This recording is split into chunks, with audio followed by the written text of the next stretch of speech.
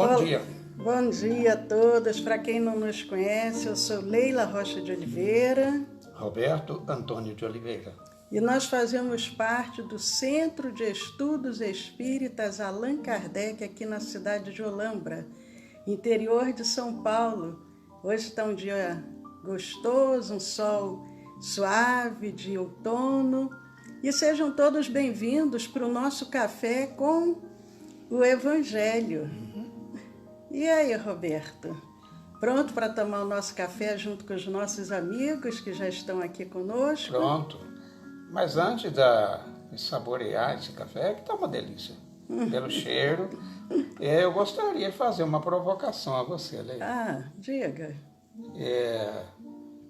Você sabe quem é considerada a poetisa mística do Brasil? E a poetisa mística do Brasil? Olha só que pergunta, hein? Vou te dar uma dica, posso? Pensei que ele fosse fazer outra pergunta. Vale a dica? Pensei que ele fosse fazer outra. Não, mas eu já sei de quem você está falando. E ela deu uma preciosa, quando eu falo preciosa, que foi muita coisa. Contribuição ao primeiro livro psicografado pelo Chico. Mas eu sei quem é essa poetisa mística do Brasil, porque ela trouxe poesias com um cunho religioso. Ela era uma jovem muito religiosa, como as jovens daquele tempo, voltadas muito para o Evangelho de Jesus. E, em geral, quando ela nasceu, a religião predominante era a religião católica, mas eu sei de quem você está falando. É de Alta de Souza. Maravilha! Alta de Souza. Sabe de onde que ela teria aqui no Brasil reencarnado, até onde se sabe, pela última vez? Então, a Alta de Souza reencarnou no norte do país, no Rio Grande do Norte. Bem norte mesmo, né? E ela Nordeste. nasceu no dia 12 de setembro de 1876, numa cidade chamada, nessa época essa cidade era uma cidade muito próspera, chamada Macaíba, lá no Rio Grande do Norte. E ela teve uma vida de testemunho, aquela pessoa que a gente diz que vem para ser aquele missionário, porque o missionário, ele também, além de auxiliar, ele, em geral, ele dá um grande testemunho.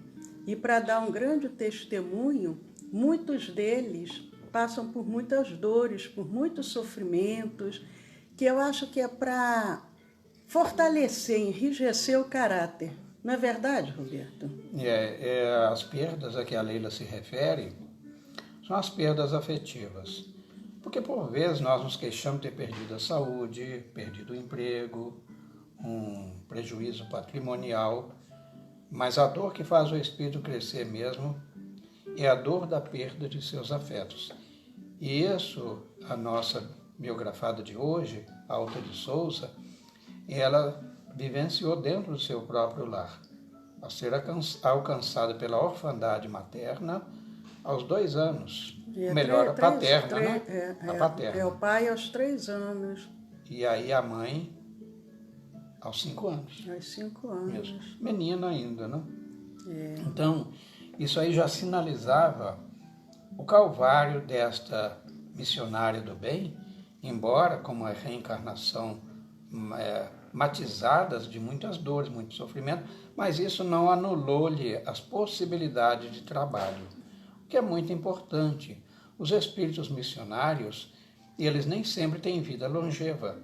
Às vezes são vitimados pelas doenças chamadas mesológicas do meio ambiente em que elas se situam, para experienciar em igualdade de condições as dores daqueles que ali são convidados a compartilhar com ela. Né? Exatamente. E mais abrindo aqui um parênteses para mandar um abraço para a Cirlei, um bom dia, para a Regina, para a Luzia. E aqui do lado de cá, a Leila é comigo, né? Então a Maria Regina Carose, né? Seja bem-vinda mais uma vez. E a Maria Regina Carosa e alguns outros. Eu não estou vendo aqui, mas tudo bem. Então aí vocês já estão Mas o que a gente percebe, conosco. né? Ontem nós falamos da Anália Franco, da né? Anália Franco, Isso. que também nasceu no século XIX. 19. E Muitos missionários renasceram no muitos Brasil missionários, né? na segunda metade do século passado e alguns até na primeira. E a Alta de Retrasado. Souza, ela nasce também nesse período, né?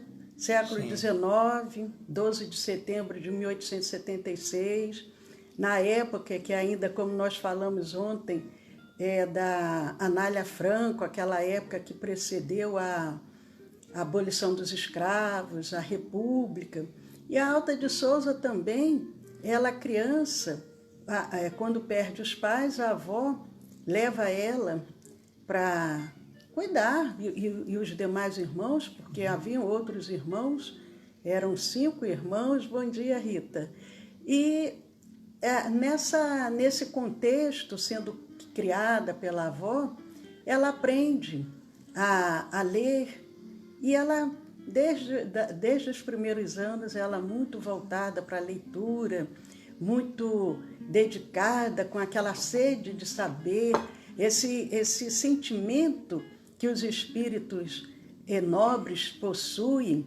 Eles têm um lado do sentimento muito aflorado, e ela já sabia ler aos 7, 8 anos de idade. Então o que ela fazia? Aos 8 anos ela já ensinava, né? Ela já ensinava, ela não guardava aquilo com ela.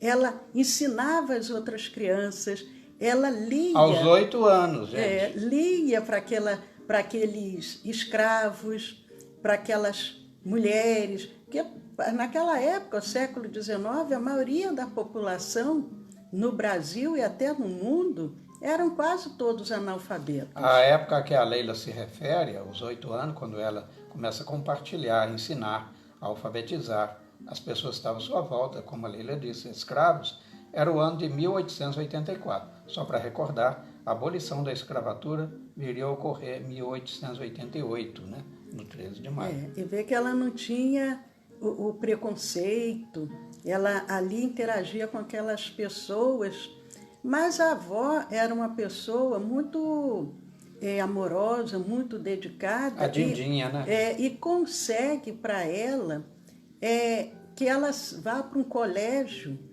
interno, um colégio... das Irmãs Vicentinas. Das Irmãs Vicentinas. E os colégios São Vicente de Paulo. Onde se aprendia o francês, onde tinha uma educação muito primorosa. E acredita-se que, pela condição da avó, ela tenha conseguido, porque tinham alunos ali, alunas internas, que pagavam, custeavam, a família custeava seus estudos, mas tinham também para as crianças órfãs. E tudo então indica que ela conseguiu... Pelo viés da orfandade. Pelo viés da orfandade, ela ali vai estudar naquele colégio. Mas aos 10 anos de idade, outra dor muito grande faz parte da Alta de Souza, desse espírito mais uma nobre. aprovação, né, missionária. Gostaria de comentar esse lado tão triste Sim, que aconteceu. veja bem, como a Leila recorda, ela teria aos 10 anos experimentado mais uma, vamos assim botar entre aspas, né, uma perda afetiva. E era um irmão pelo qual ela tinha um apreço muito grande, como todos os demais, mas esse ela votava uma particular afeição.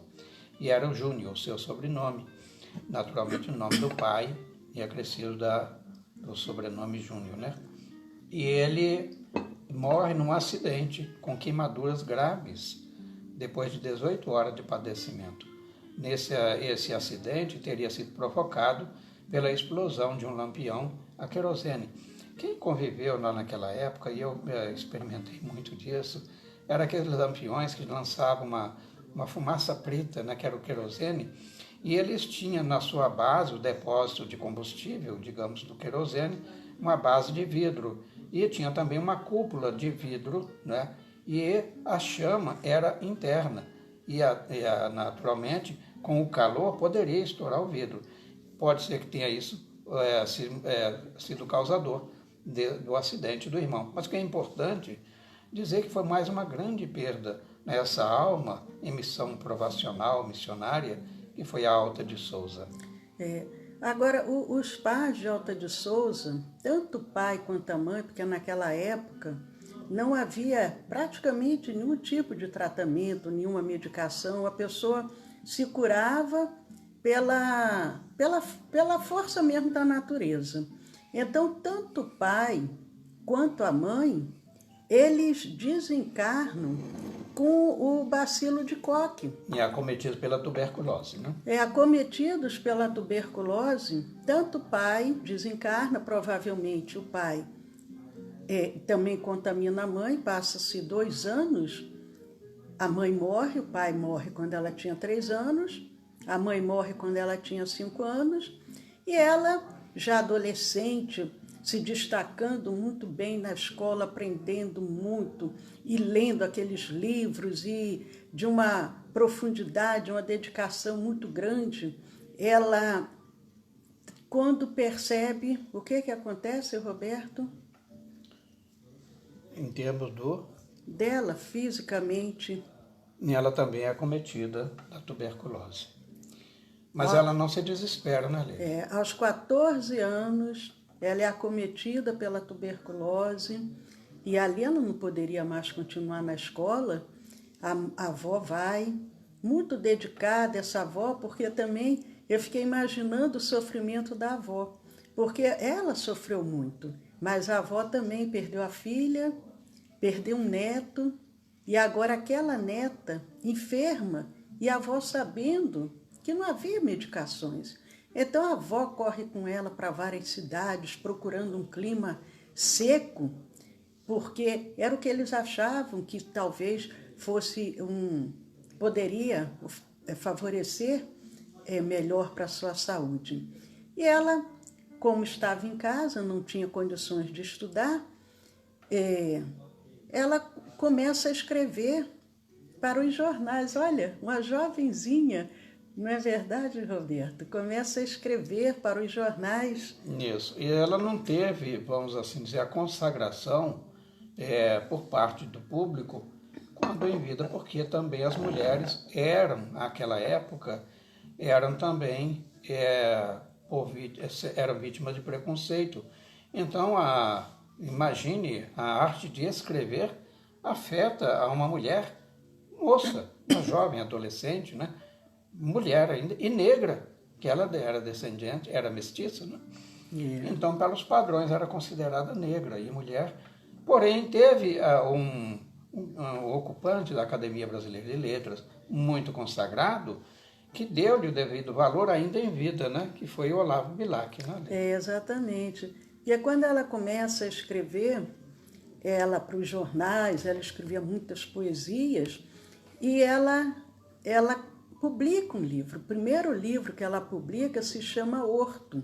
E o Olavo Bilac faz o prefácio desse livro. Era um reconhecimento ao talento, né? E esse livro ele foi publicado 3 vezes. A primeira edição vendeu-se rapidamente.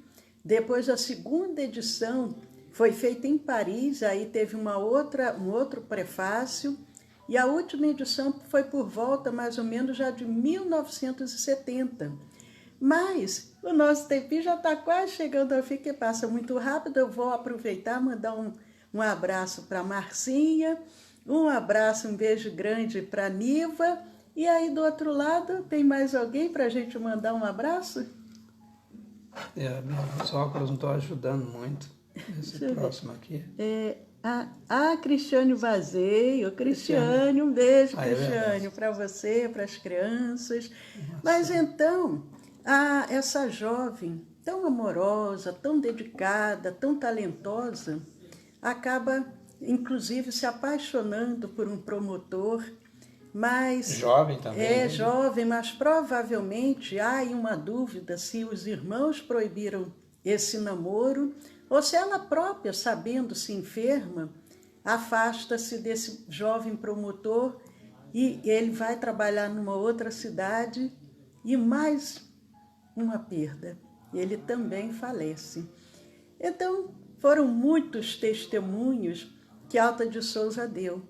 Mas aos 24 anos, logo após ela ter publicado esse seu livro, Horto, ela desencarna. Desencarna em 1901, em fevereiro, né? 1901, portanto, aos 24 anos de idade. E por curiosidade, ou coincidência, aliás, também Castro Alves desencarna aos 24 anos, em outro momento, é claro, e acometido também da tuberculose. Exatamente. E houve outros, salvo engano, Machado de Assis também, pelo mesmo motivo. Então era época, chamada né? doença dos poetas. É claro que não, gente. Nós temos que dar o devido desconto, que era uma doença que afetava as camadas menos favorecidas e outras até não tão favorecidas. Não existia, como a Leila colocou, remédio, não existia né? recursos para se opor a essa endemia. A tuberculose era endêmica. Mas passaram-se os anos, 1901, e o nosso venerável Francisco Cândido Xavier, ainda muito jovem também, eu acho que com 21, 22 anos, ele...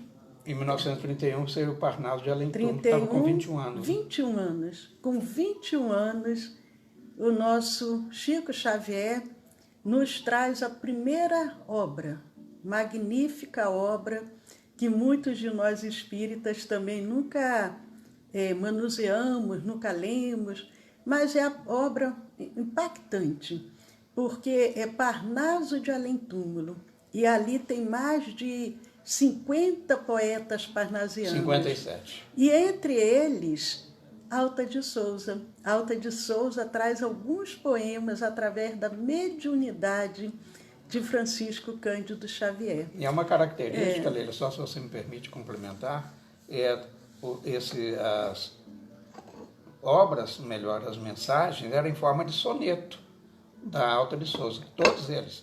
É importante porque quando a gente estuda literatura, a gente vê que há diferentes formas, né? A forma mais livre é chamada poema, solto, e os sonetos, eles são métricos, então tem rimas que fecham com a última palavra ou sílaba, então muito interessante. E ela, ali tem nesse livro, Parnaso de Além Túmulo, cerca de 12 mensagens psicografadas pelo Chico com este formato de soneto. Mas a Alta de Souza, e eu ontem, não, foi antes de ontem, né? Antes de ontem eu tinha citado a Alta de Souza, por isso que a gente quis trazer um pouco sobre ela, porque eu falei da Alta de Souza, mas não disse quem era a Alta de Souza, aí só citei assim rapidamente. Né? Nós combinamos, Leila, que seria quarta, quinta e sexta, que é hoje, dedicados àquelas que não foram mães biológicas. Mas aí então nós falamos lá atrás, falamos da Anália Franco ontem, falamos anteontem, só para recordar, você sabe quem foi? Não, antes de ontem foi Joana de Ângeles. Joana de Ângeles foi mãe, né? Isso. Em uma das encarnações delas, demais... Anália Franco, ontem. E hoje a Alta de Souza. Mas a Alta de Souza não foi mãe, não, Leila? Então, a Alta de Souza... Não foi, né? Ela... Entre nós, não. Então, você ia me perguntar uma coisa, mas não perguntou, então agora eu vou ter que colocar, né? Já que ele não me perguntou, né? Depois. Porque a Alta de Souza... O encontro dela com o Divaldo, né? Ela foi mãe de muitos filhos, isso. Mas já... depois de morta. Vocês já viram um fato desse inédito? Você ser mãe depois de já ter desencarnado de vários filhos. O espírito desencarnado torna-se mãe de uma criança reencarnada. Porque a gente sabe que às vezes tem mulheres que desencarnam e os médicos ali na hora fazem a cesárea e aquela criança, a mãe já está morta e a criança sobrevive. Tem acontecido casos assim, inclusive até recentemente. Mas no caso da Alta de Souza, ela foi mãe de vários filhos, já depois de desencarnada. E como que isso aconteceu? A gente contou aqui, mas só para lembrar. Porque a primeira criança que é colocada na porta da Mansão do Caminho, o Divaldo também jovem, se empolga, e meu Deus, essa criança, e ele dá o nome inclusive. A Joana já tinha previsto, né, a mentora dele, Divaldo, você será pai de muitas crianças. Aliás, ele dá o nome a essa criança de Jaguaraçu, que era o nome do menino, que era um índio que acompanhou a infância dele toda. Aquele espírito acompanhou ele durante toda a infância. Ele brincava junto com aquele espírito e ele reencarna e colocam ele na porta da mansão do caminho. E ele corre para o tabelião para registrar a criança e dar o nome, Jaguaraçu Franco. Jaguaraçu Franco, né? Pereira Franco. E aí o tabelião pergunta, e qual é o nome da mãe? Aí ele, não tem mãe. Ele falou, como não tem mãe? Eu vejo assim, a mulher vinha aqui, não tem pai, agora não tem mãe. E ele fica, meu Deus do céu, e agora? O que eu faço? E nisso entra um espírito. E aquele espírito iluminado se aproxima dele e diz, Divaldo, coloque o meu nome, Alta de Souza. E aí ele fala para o tabelião, Alta de Souza. E nisso começam a chegar crianças e crianças e crianças, e quando ele ia registrar Alta de Souza.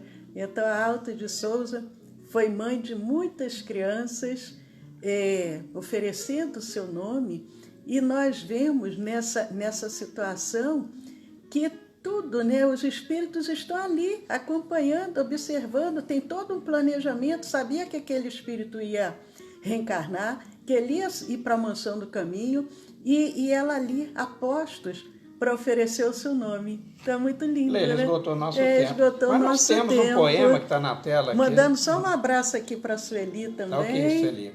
Depois da manhã, Leila, domingo, é consagrado às mães, né? Exatamente. O Dia das Mães. E aí nós vamos ler, eu faço a leitura de uma estrofe e a Leila da seguinte, assim, alternadamente. É um soneto com 4 estrofes. De Alta de Souza, no Parnaso do Além-Túmulo. Exatamente. Então, o título é Mãe. E ela começa dizendo, ó minha mãe, era bem certo que entre as preces maternas estendias as tuas mãos sobre os meus tristes dias, quando na terra que era o meu deserto. Nos instantes de dor, bem que eu sentia, as tuas asas de anjos da ternura, pairando sobre a minha desventura, feitas de prantos e melancolia. Flor ressequida que eu era, e tu o orvalho que me nutria pobre e empalidecida. Era tua alma a luz de minha vida, meu tesouro, meu dulce do agasalho. Ai de mim, sem a tua alma bondosa, que me dava a promessa da esperança, raio de luz, de amor e de bonança, na escuridão da vida dolorosa. E que felicidade doce e pura, a que senti após a treva e a morte, fim do terror da minha negra sorte, quando vi teu sorriso de ventura. Então senti que as mães são mensageiras de Maria, mãe de anjos e de flores, e mãe das nossas mães cheias de amores, nossas meigas e eternas companheiras. Então aqui, nossas homenagens às mães, que são aquelas co-criadoras na obra do nosso Pai. Então que as nossas meigas e eternas companheiras, irmãs, nesse processo, sintam-se abraçadas, homenageadas. E aqui, particularmente, eu, Roberto, recordo a minha mãezinha. Onde quer que esteja, meu preito de eterna gratidão por ter renascido. Um abraço também para a Eudócia. Hoje é sexta-feira, hoje é dia de happy hour, não teremos nada à noite. Um abraço também para o Cosme. Mas amanhã, 10 horas da manhã, nós temos o Evangelho da Família. Nós estamos fazendo esse Evangelho em 2 partes. Nós fazemos inicialmente com os pais, com os adultos, damos uma paradinha, fazemos uma outra gravação, agora voltado para as crianças. Então, estejamos amanhã aqui compartilhando do nosso Evangelho da Família e domingo, o nosso Evangelho no Lar, também às 10 horas da manhã. Então estão todos convidados. Um abraço também para Fátima. Um dia abençoado para todos e que Jesus esteja sempre em nossos corações e que possamos agora ir lá correr, pegar o livro Parnaso de Além Túmulo e conhecer essa poetisa que nos trouxe tanta mensagem de amor, de fraternidade, de exemplo, de coragem, de resiliência, superando todas as dores, mas sempre com muito amor no coração. Paz a todos e muito obrigada. Assim seja.